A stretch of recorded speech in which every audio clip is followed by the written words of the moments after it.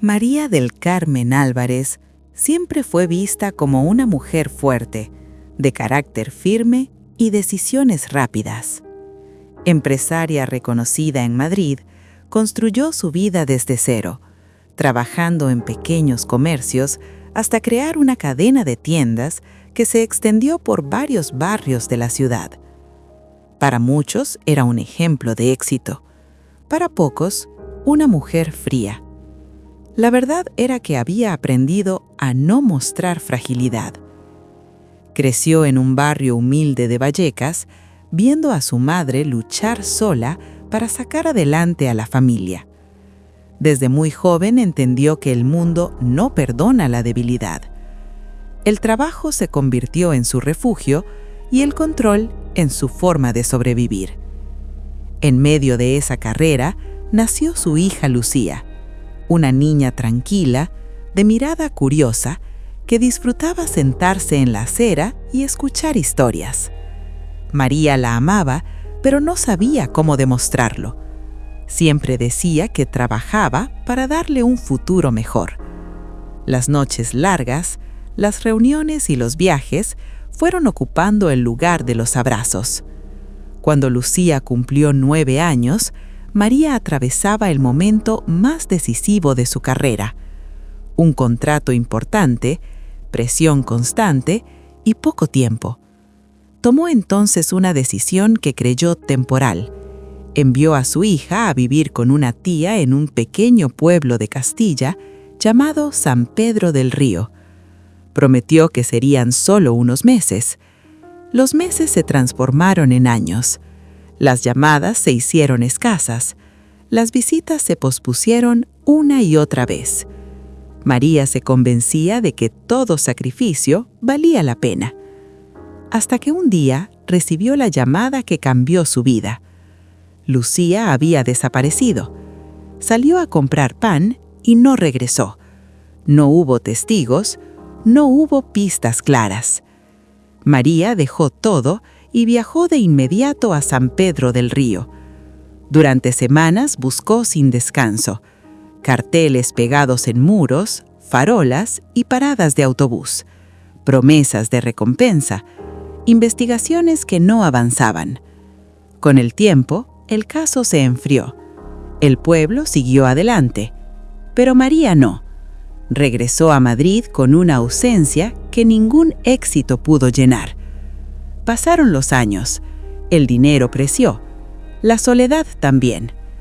María empezó a recorrer barrios y pueblos cercanos, pegando carteles ella misma, como si ese fuera el último gesto de madre que le quedaba. Una tarde cualquiera, en una calle tranquila de Getafe, se detuvo frente a una farola desgastada. Colocó otro cartel. El rostro de Lucía ya parecía lejano, pero el dolor seguía intacto. Mientras alisaba el papel con manos temblorosas, sintió una mirada sobre ella. Se giró lentamente. Una niña estaba de pie en la acera, delgada, ropa sencilla, mirada seria. La niña no pidió nada, no sonrió, solo dijo algo en voz baja que hizo que el mundo de María se detuviera. María sintió que el aire le faltaba. La niña la miraba con una calma que no correspondía a su edad. Sin levantar la voz, dijo que había visto a la chica del cartel. No en la televisión, no en las noticias, en la vida real. María intentó mantenerse firme. Había aprendido a no creer demasiado en promesas ni en coincidencias. Aún así, algo en la forma de hablar de la niña le impidió ignorarla. Se llamaba Sofía y vivía cerca de allí, en un conjunto de viviendas antiguas junto a las vías del tren.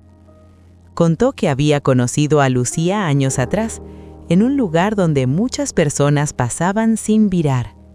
Un refugio pequeño sostenido por voluntarios y donaciones.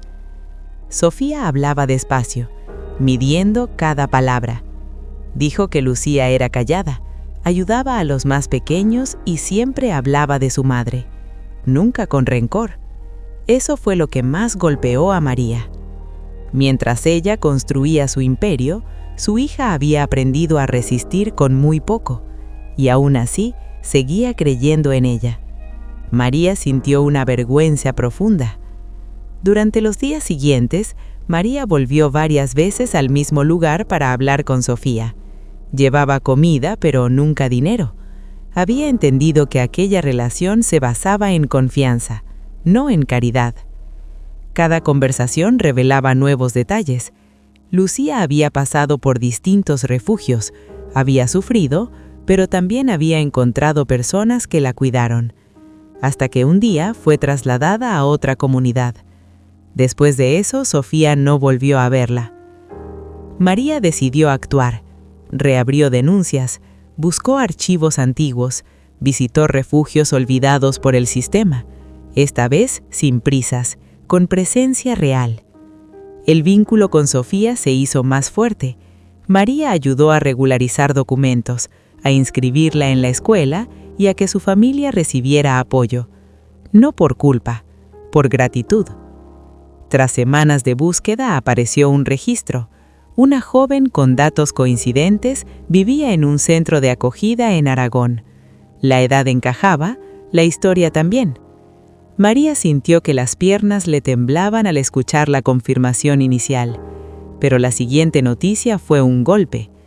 La joven no quería contacto con nadie del pasado, y menos aún con su madre.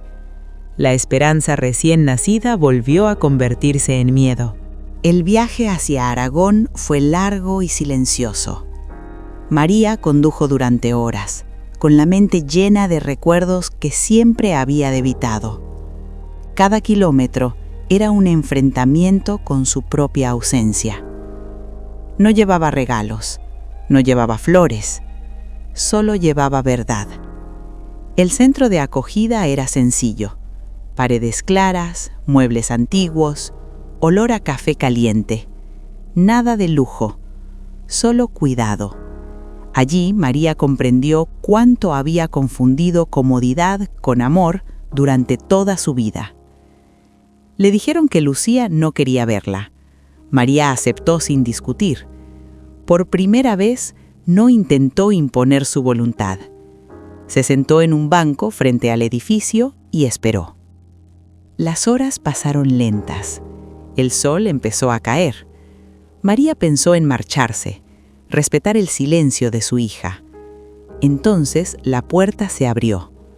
Lucía apareció, más adulta, más delgada, con una mirada firme pero cansada. No había rabia visible, había distancia. Se quedaron frente a frente, sin saber por dónde empezar. María intentó hablar, pero la voz no le respondió. Lucía fue directa. Dijo que durante años esperó una llamada que nunca llegó, que pensó muchas veces que no era suficiente para ser recordada. Cada palabra fue un golpe seco.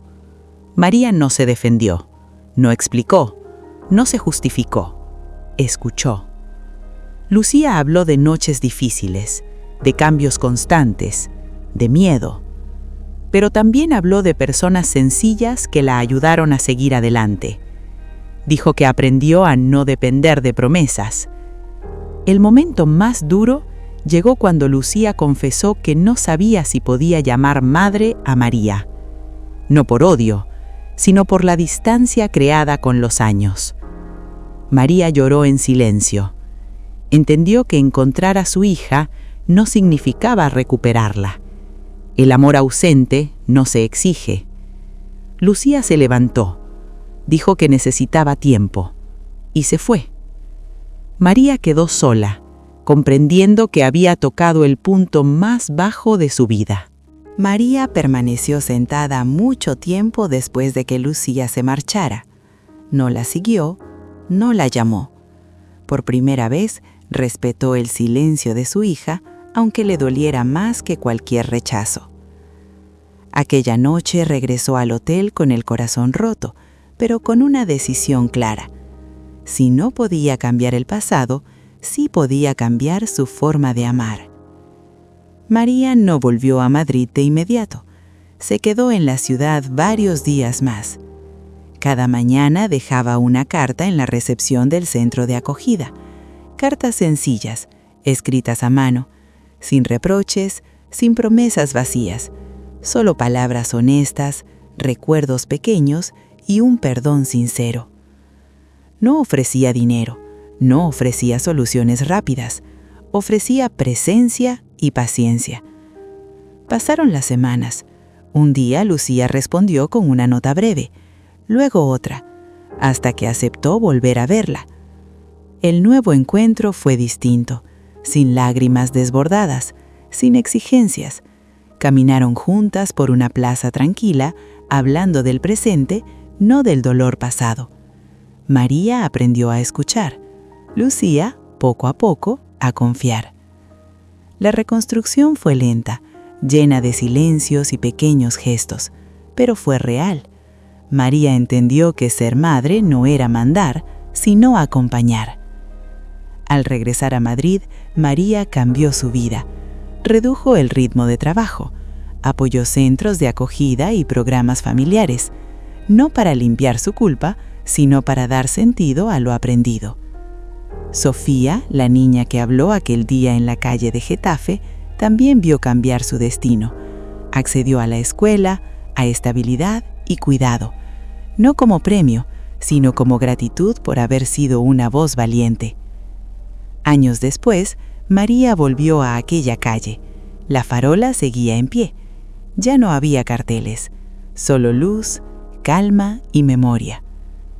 Esta historia nos recuerda que el éxito no sustituye la presencia y que a veces una sola frase dicha a tiempo puede salvar una vida.